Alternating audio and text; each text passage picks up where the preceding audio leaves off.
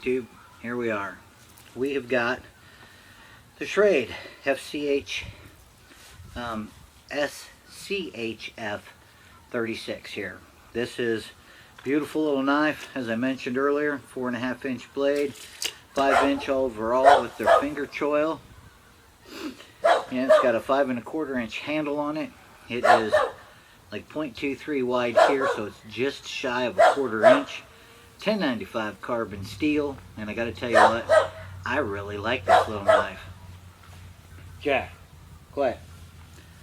Anyway, I went through and did a little bit of work with it. Thought the camera was rolling, it wasn't, so here we go again. Anyway, love this little knife. When I first pulled it out, I went, oh God, it's way too small, way too short. Don't know if I'm gonna like it, but boy, I gotta tell you what, the more I handle this thing, the better I like it. That choil up there, boy, you can get down, do some nice carving tasks. We're about to do all of that stuff. Anyway, 1095 carbon steel. Let's find out how well it works. So we'll stick it in. Oh, another thing I want to mention, look at those handles. They're not the ginormous handles that are on like the SCHF 9, for example, that I have.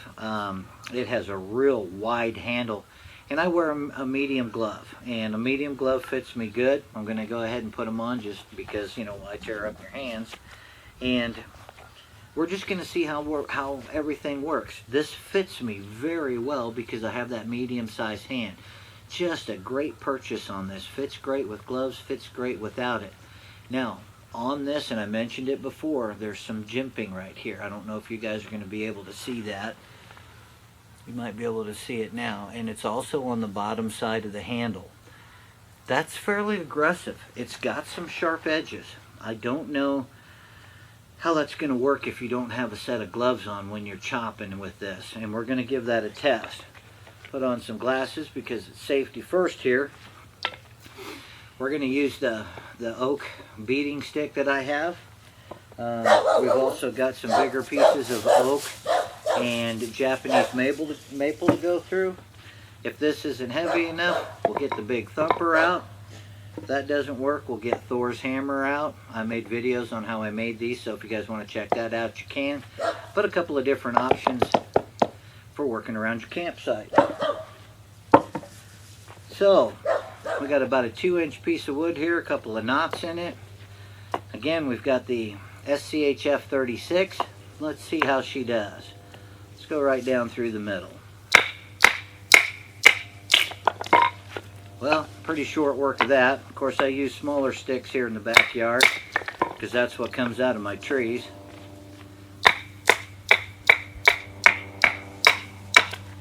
Boy, she's cutting down through that like nobody's business. Put it on here. Now with a 4.5 inch blade, you're probably not going to be able to go through as thick a material. And that's okay too.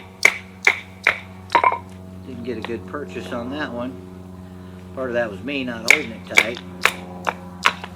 Yeah, that's going to go through there, no problems at all. Let's see, can we do get up close? Can we do a feather stick? Oh yeah, got to be careful. Now this is one of those things where the blade angle on this, or the grind that's on this, is going to have an impact on what you're doing and how you're carving based on the angle that you're holding the blade. And we're cutting right down through a little knot series here. These have, it's a kind of a quasi hollow grind, okay? Instead of it coming down to, you know, from the thickness here down to, and then a 45-degree angle or a 25-degree angle for the cutting surface right along the edge here, this is actually kind of curved slightly. You can look that up online and see that. There's some great illustrations and drawings out there. But will this knife do this all day long? Those are some nice thin pieces, okay? So we come back down the other side. If I really wanted to hog into it, cut that off, bring this down to a point, make a frog gig or something like that with a longer piece of wood. There was nothing to that. And I'm not even sitting at the best angle for doing this kind of thing because my stump's a little bit high for the stump chats. But boy, I got to tell you what, you want to get down and do some very, very thin shavings on this. You just take the ridge every time you do your little cut here. Boy, I gotta tell you what, now those are just small little curls, but they're super thin. And boy, I gotta tell you what, this would do a fantastic job with that. Now if I wanted to take the spine and make some dust, I just take the spine. You can see what that's doing. Holy cow. That is just eating through this. So, you know, a few minutes of that, you'd have a nice little pile of fluff that you could use your ferrocerium rod in and strike that bad boy up a fire. Okay guys, brand new ferrocerium rod. We'll have to take the coating off on the outside.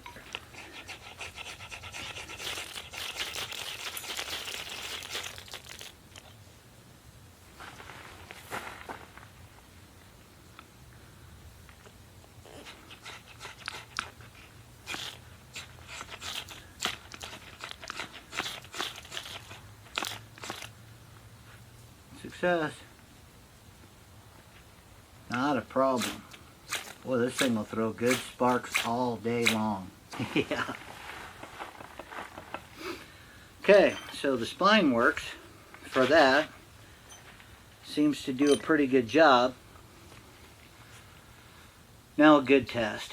Fatwood. When you're out in the woods, you find that pine tree and you bust apart, you know, either the limb close to the trunk where it's been damaged and all the sap has impregnated the wood, or you've dug this out of the root. As you can see, I've made one previously, not with this knife but with a different series of knives. So let's see how it does with this one. So I get the blade angle the way I want it to be, and I'm hogging down through some very, very thick Fatwood. You can tell by the color of the wood here.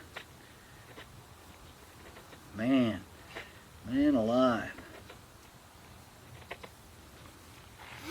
Will that make a piece of Fatwood? You bet it will. Now, if I just come in here, I can cut that whole section off, put it right back down in here, get some of the lighter stuff. Let's see if we can use this again, start that on fire.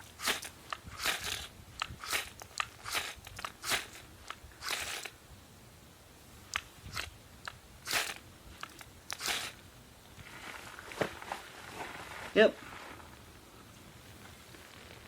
not an issue.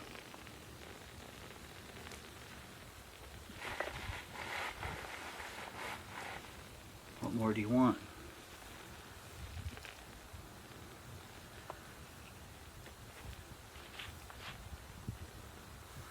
We'll just set that over there.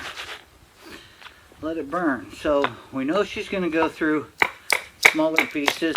This is a silver maple. This comes out of the tree in my backyard. Splitting this down, making kindling, getting to the inside where if it's wet outside, snowing, etc., you want to get into this dry wood, you can. Get a good purchase on it. Well, she cut some wood. Appear to do that all day long. Now, that was pretty easy, okay? That was pretty small. Let's see what happens. Get a piece of oak out here, okay? This is a little bit different. This is the size that we're looking at here. But let's just see what happens. Okay. That seems to do pretty darn good. Let's see if we can go right down through the middle.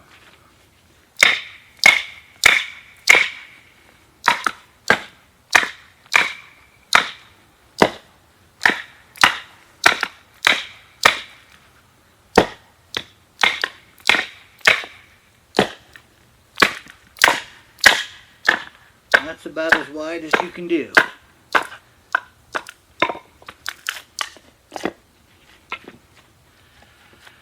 Nice big knot at the end there. Went down through. Of course, this is fairly thin here. Good knot. It's going right down through that. Let's go down through this knot. Right down through it. Let's see what happens here. We might need to get her pretty close.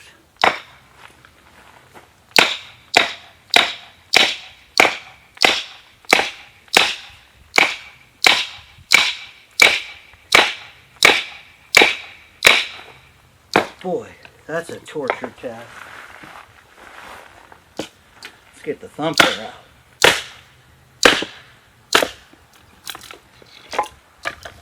Okay. I don't see an issue with that. You can see that knot we just went through. Yeah, that's pretty tough. That'd be kind of a bummer or a bugger for any of them.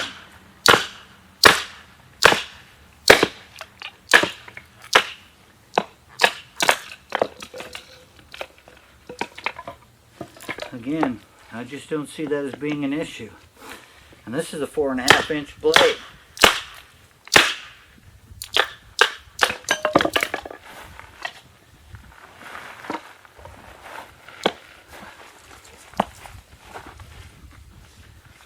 Okay guys, I don't, this big stick. Let's see how she does chopping.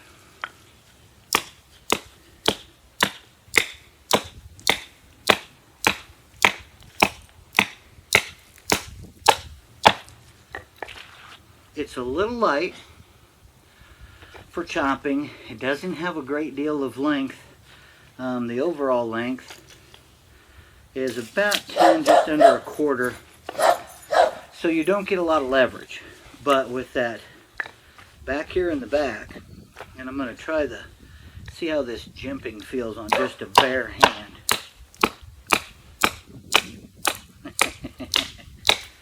That, my friends,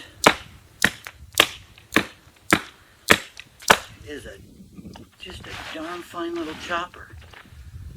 Not too shabby. Not too shabby at all. Now what happens if we decided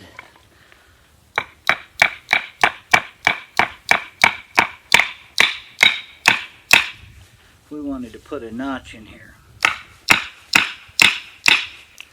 Say we're making up some kind of a trap or something.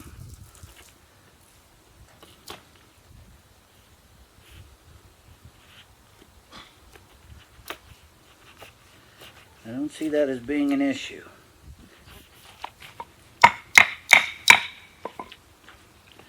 Didn't do too bad.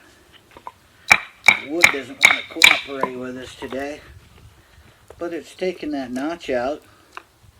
Made a pretty decent little notch out of it. This would be easier to do with a little bit longer piece of wood. You know, let's say I wanted to chop here.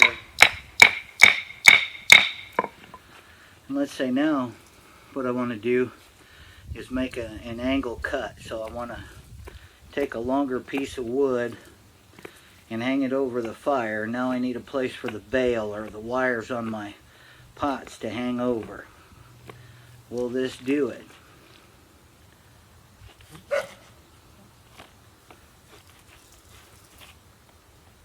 I believe that it will.